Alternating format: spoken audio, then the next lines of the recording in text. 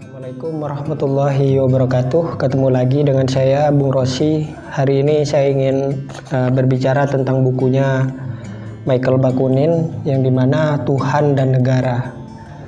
Ini buku sangat memisahkan antara Tuhan dan negara, konsep Tuhan dengan konsep negara. Menurut Michael Bakunin sendiri yang ditulis dalam bukunya. Tuhan dan negara ini berbicara tentang pemetaan Tuhan antara negara. Menurut Michael Bakunin sendiri di dalam buku ini menceritakan tentang Tuhan itu adalah faham yang tidak bisa dilihat, dalam arti tidak bisa digabungkan dengan konsep suatu negara, di mana hadirnya negara itu karena adanya suatu konsep ide ataupun suatu gagasan, suatu cara berpikir manusia itu sendiri. Sedangkan Tuhan menurut Michael Bakunin ini adalah suatu konsep spiritualitas yang dimana tidak bisa masuk ke dalam ranah terlalu dalam terhadap negara itu sendiri. Dan Michael Bakunin ini adalah tokoh anarkisme. Juga bisa dibilang ini orang-orang ateis, anti Tuhan ataupun non Tuhan, dan alirannya adalah aliran komunisme radikal. Ini lahir di Rusia.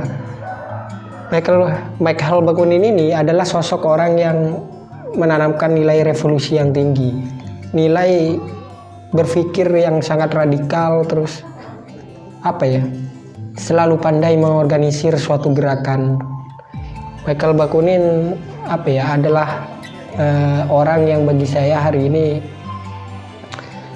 masih meninggalkan jejak yang sangat besar tentang arti revolusi sebenarnya, arti revolusi sejati sebenarnya. Juga beliau adalah sosok yang mampu mengantarkan nilai cara pandang kita menghadapi suatu isu sosial yang harus kita hadapi. Khususnya sebagai generasi muda, kita harus peka akan nilai yang memang harus kita lawan, ketidakadilan yang memang hari ini sangat banyak kita ketemui di luar sana.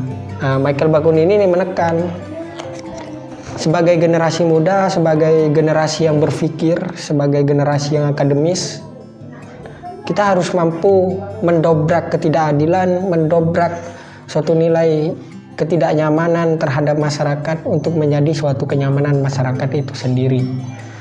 Kita harus mampu memberikan suatu edukasi pemahaman yang sama dengan cara